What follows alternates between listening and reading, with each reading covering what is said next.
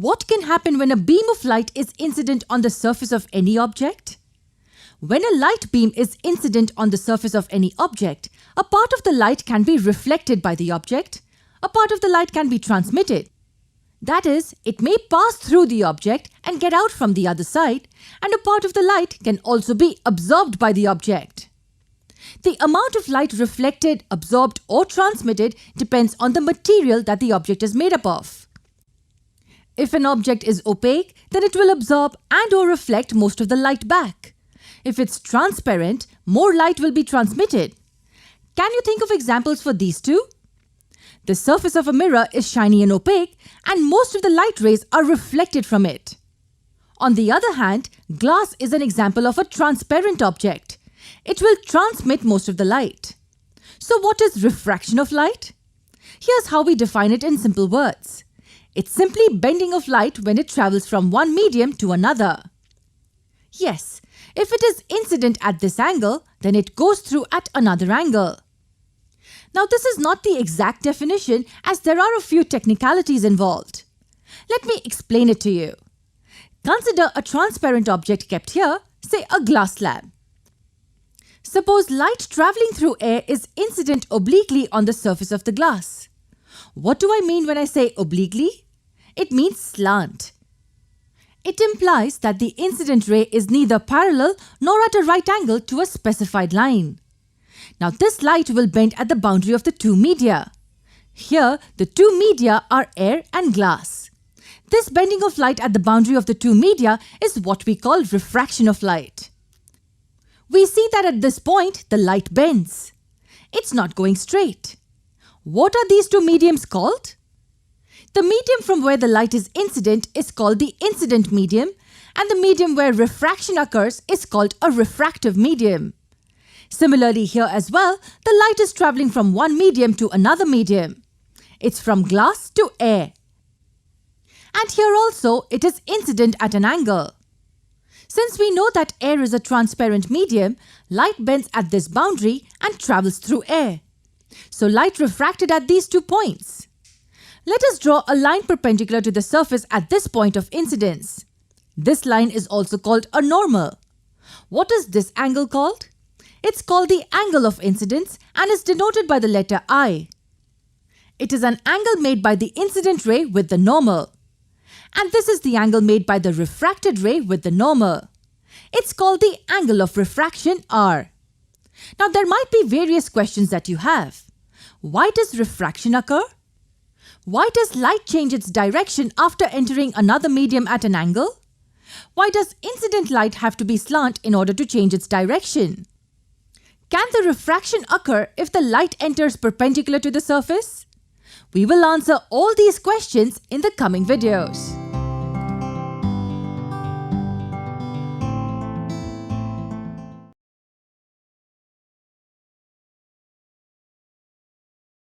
What happens when light is incident on the surface of a transparent object? Consider a glass slab and suppose the narrow beam of light is incident on one side. The beam of light partially reflects, partially refracts, and it's even partially absorbed by the object. In the past, we have already discussed laws of reflection. Do you remember those laws? The first one says that the light ray which is incident is reflected in such a way that the angle of incidence and the angle of reflection are equal. And the second one says that the incident ray, the reflected ray, and the normal all lie in the same plane. Just like for reflection, there are some laws for refraction. And what is refraction? Refraction is the change in direction of light as it passes across the boundary separating two media caused by its change in speed. If the refractive medium is optically denser compared to incident medium, then the refracted ray will bend towards the normal. And if it's optically rarer, it will bend away from the normal. Note that the light is incident obliquely on the surface. When the incident light is perpendicular to the surface, it does not change its direction. There are 2 laws of refraction. Among them, the first one is same as the second law of reflection. Consider light travelling from some medium 1 to another medium 2, which is optically denser than medium 1. So its speed in medium 2 decreases and it bends towards the normal.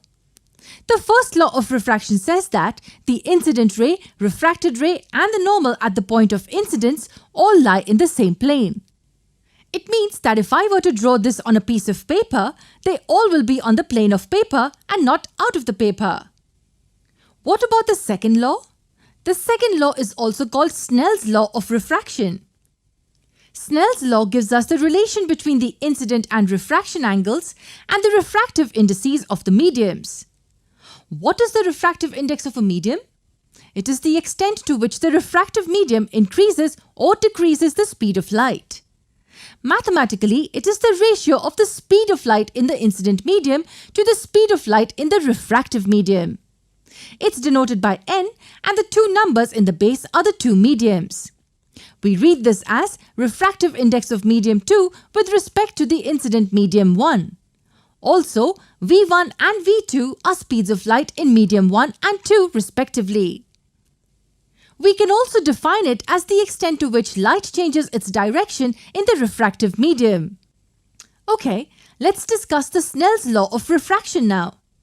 In simple words, it tells us that the ratio of the sine of the angle of incidence to the sine of the angle of refraction is equal to the refractive index of the second medium with respect to the first medium.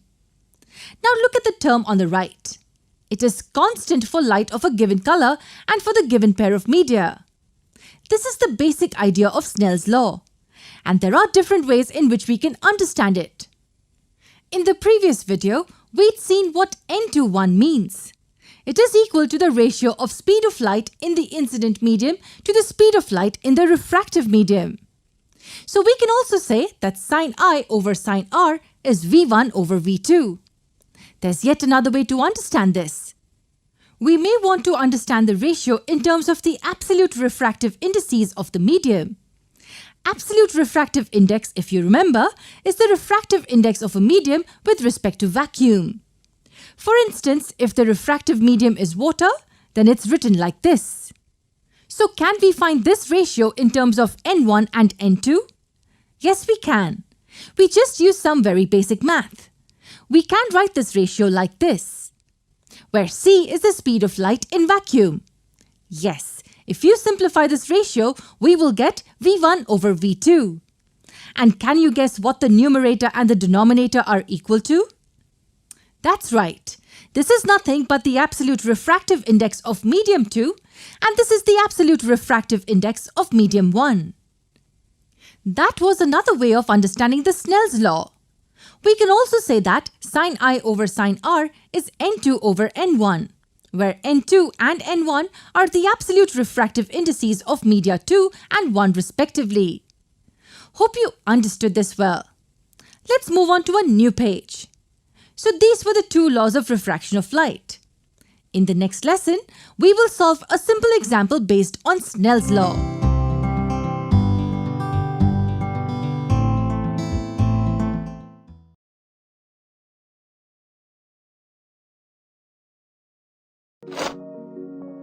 Dispersion of light.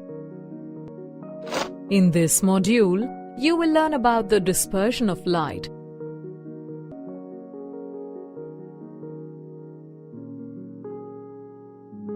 Sometimes after the rain,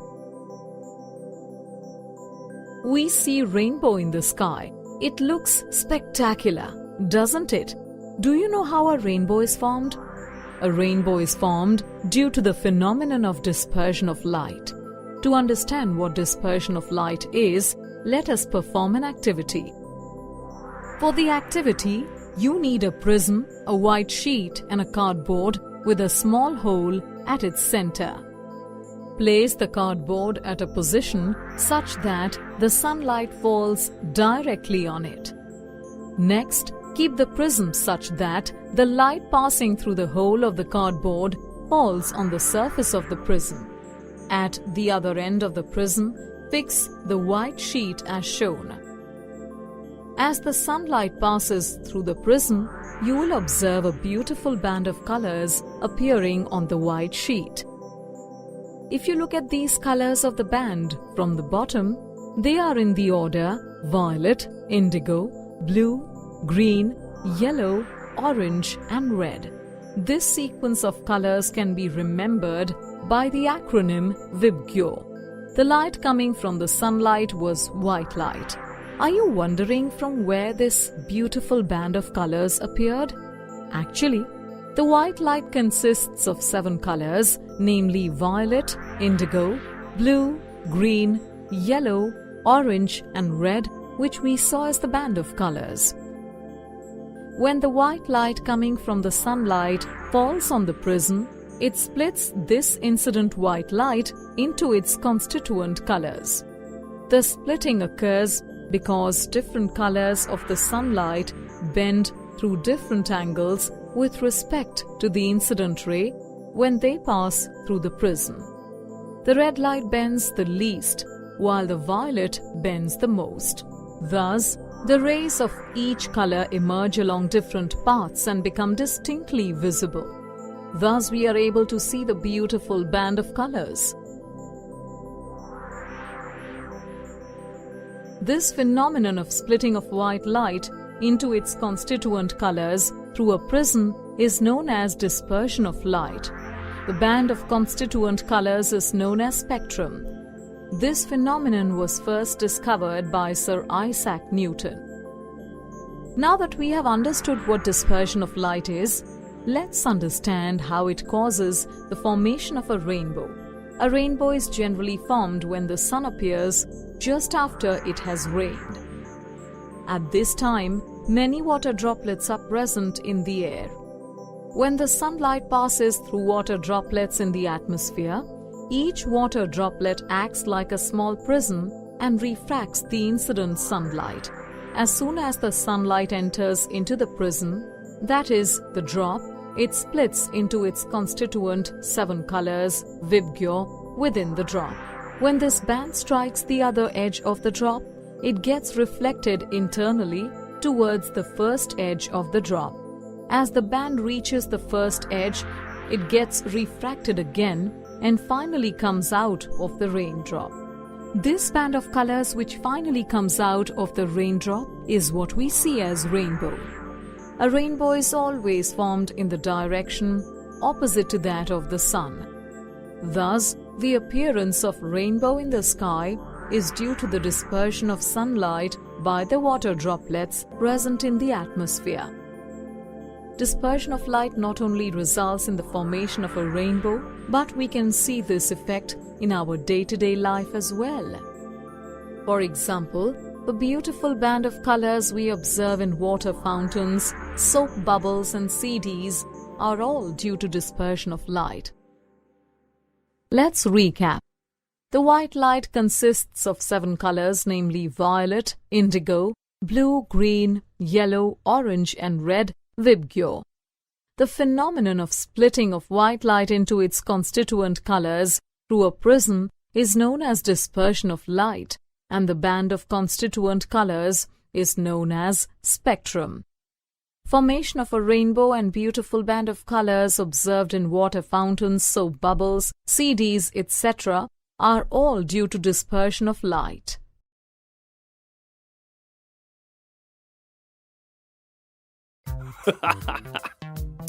What is a mirage? An invisible cloak. No. Huh? Mirage is an illusion in which it appears as if there is water present on the ground. On a hot day, the land heats the layers of air closer to it. However, as we move higher, the layers of air get relatively cooler. Thus, the hot lower layers of air near the ground form rarer media, and cold upper layers form denser media. Now, when light coming from sky travels from denser to rarer media, it bends more and more until it exceeds the critical angle, that is, the angle beyond which light gets reflected. This phenomenon is called total internal reflection. When this reflected light reaches our eyes trace it backward as a straight line. Hence, the reflection of blue sky appears on the ground and our brain thinks that there is water, thus causing a mirage.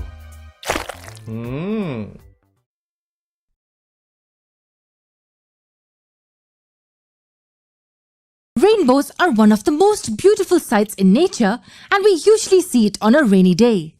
But you will be surprised to know that you can even see it on sunny days if you're near waterfalls or fountains. So what is really required for the rainbow to be formed? The two things that are required for the rainbow to appear are white light and tiny water droplets. The latter is quite important for its formation. In the rainy season, many water droplets are present in our atmosphere, and hence we mostly see the rainbow in this season. Okay, so how do these two combine together to form a rainbow? Well, the formation of the rainbow results from the simplest of optical phenomena known as refraction and total internal reflection. Yes, among these two, we know quite a lot about refraction of light. Okay, so let's see how sunlight and droplets interact with each other. First of all, suppose that we're looking up at a rainbow from some point on the surface of the earth. We see the colors of a rainbow in order: red, orange, yellow, green, blue, indigo, and violet from top to bottom. We might not be able to see indigo that well because our eyes are not quite sensitive to that color. Now, as I told you, rainbows during the rainy season are formed due to the presence of water droplets in the atmosphere. There are many of these where a rainbow is formed. Say we are only looking at the red part of the rainbow. The simple reason that we're able to see anything around us is because the light from that particular object is traveling to our eyes. Similarly, the red light from the upper part of the rainbow is traveling to our eyes, enabling us to see it. But where is this red light coming from? In order to understand this, let's consider a single water droplet from this red region and suppose the white sunlight is incident at this point on it. The angle at which the light is incident is very important, and I will tell you why in a little while. It will reflect some of the light at the boundary and refract some of it. The reflected light is white light again, and it's going away from our eyes. So we ignore this as this light does not help in forming rainbows. But we know that the white light of sun is composed of 7 primary colors. It's VIBGYOR. And we also know that the prism will break this white light into its constituent colors when allowed to pass through it. A water droplet behaves exactly like a prism. It disperses the white sunlight at the entry point. What happens next? This dispersed light falls onto the rear side of the droplet, and each light color is again refracted by different angles. But wait a moment. Look at this point. Why is the light getting refracted in the same medium? Well, you must have assumed that it will pass through the air and not back through the water. This is happening because of an optical phenomenon known as total internal reflection. Let me quickly enlighten you about this. We know when the light travels from an optically denser to an optically rarer medium, it bends away from the normal. And greater the angle of incidence, greater will be the angle of refraction. But here's the interesting part. There is some angle called the critical angle at which the refracted ray will be perpendicular to the normal line. That's right. At this angle of incidence, we can see that the refracted ray is perpendicular to the normal. And if I further increase the angle of incidence, then the refracted ray will now travel through the incident medium. So if you notice, the ray is actually reflecting in the same medium. The same thing happens here in a water droplet as well. This angle of incidence at this surface for each colored light is such that they all bend in the same medium. So these different colored rays are now at the air-water interface again for the third time. This time, however, the total internal reflection does not occur and they bend in air. But notice that all the colors in air are now separated by quite an amount. The 3 refractions create the larger gap between these colors. All the droplets in this red portion of the rainbow behave in the same way. But wait a moment. These droplets are refracting the light of all colors. Then why are we able to see only the red color in this region of the rainbow? This is because only the red color from this region reaches our eyes. All the other colors are refracted at such a large angle that they do not reach our eyes on the ground. Same thing happens for the remaining regions of a rainbow as well. For instance, droplets present in the violet region also send the light back in the same way. But only the violet color reaches us and the remaining colors are not visible. I hope that you now have a basic understanding of how a rainbow forms in the sky. We will come up with more interesting topics in our future videos. So don't forget to tune in.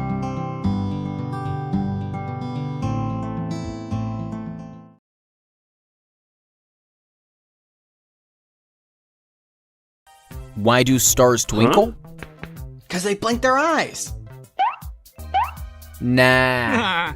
The twinkling of stars is due to atmospheric refraction. Atmospheric refraction is the bending of light caused by the Earth's atmosphere. I thought atmospheric refraction is the bending of my body due to Earth's atmosphere. Oh, please listen. Earth's atmosphere is changing continuously. When the light of a star travels through space towards us, the continuously changing Earth's atmosphere refracts or bends the light by different amounts and in different directions every moment. When the atmosphere refracts more starlight towards us, the star appears bright, and when the atmosphere refracts less starlight, the star appears dim. In this way, the amount of starlight reaching our eyes increases and decreases, causing the star to appear twinkling.